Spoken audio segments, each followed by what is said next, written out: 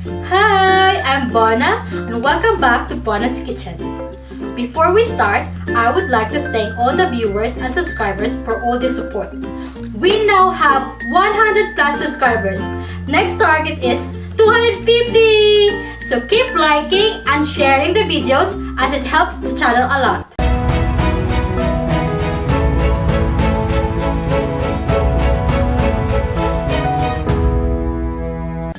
Today, we have a very simple and easy recipe for perfect fudgy brownies. Let's get baking. The first thing we are going to do is to preheat our oven at 175 degrees Celsius. The ingredients that we are going to need are 1 cup brown sugar, 1 1/4 cup of white sugar, 1 cup melted unsalted butter, 1 cup plain flour, 1 cup unsweetened cocoa powder, 2 tablespoons of vegetable oil, 1 cup of chocolate chips, 4 large eggs, 1 tablespoon of vanilla extract, and 3/4 teaspoon of salt. We now need to combine melted butter, vegetable oil, brown sugar, white sugar in a medium bowl, and we're going to whisk them together.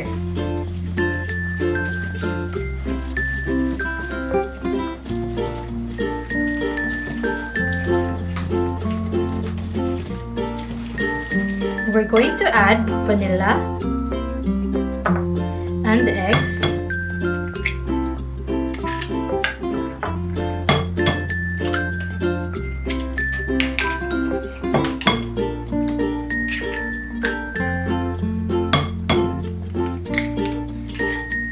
Whisk it for another minute.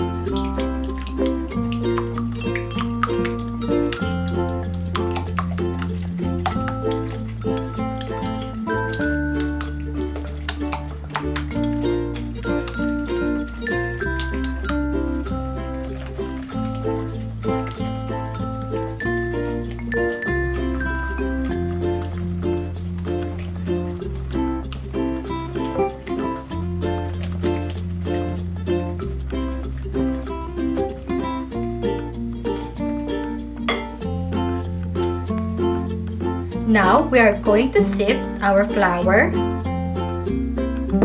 cocoa powder, and salt.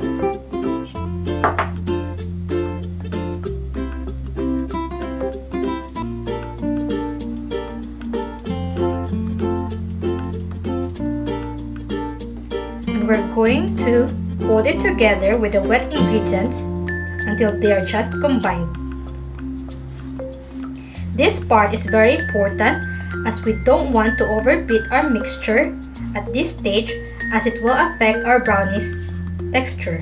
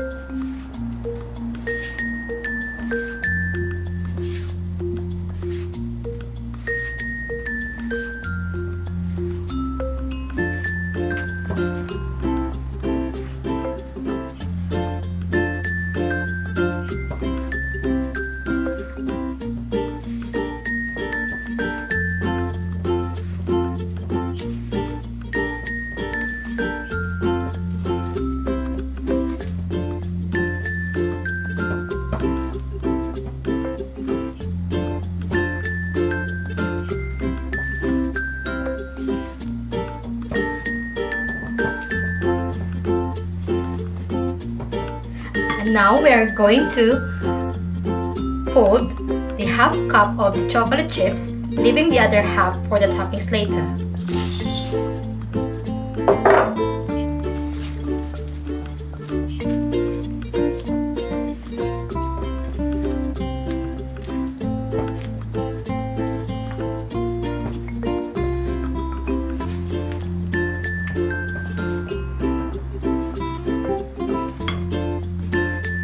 Now we're going to grease our baking pan with oil spray. You can also use butter to grease the pan. And we're going to line it up with parchment paper or baking paper to make it easy for you to take out the brownies from the pan. Now we are going to pour our mixture into our baking pan. I have here a 9 by 13 baking pan, which means our brownies will be a bit thin. But if you like a thicker brownies, you may use 7 by 11 or 8 by 12 baking pans. But you need to adjust the baking time accordingly.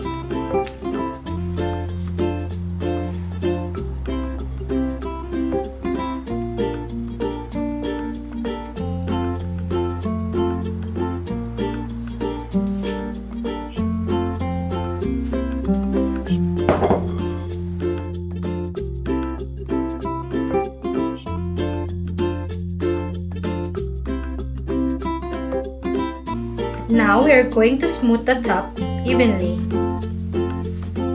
You can use your spatula or you can use palette knife to smoothen the top.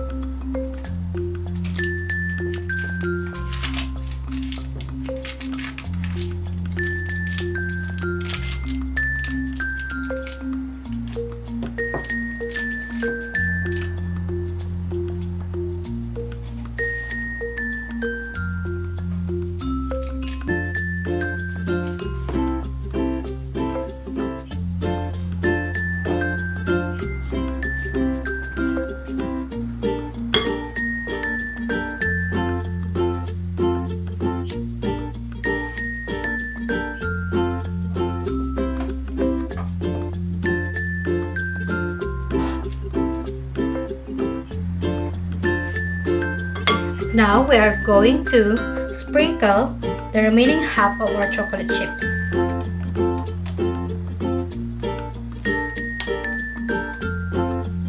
Distribute it evenly as you can.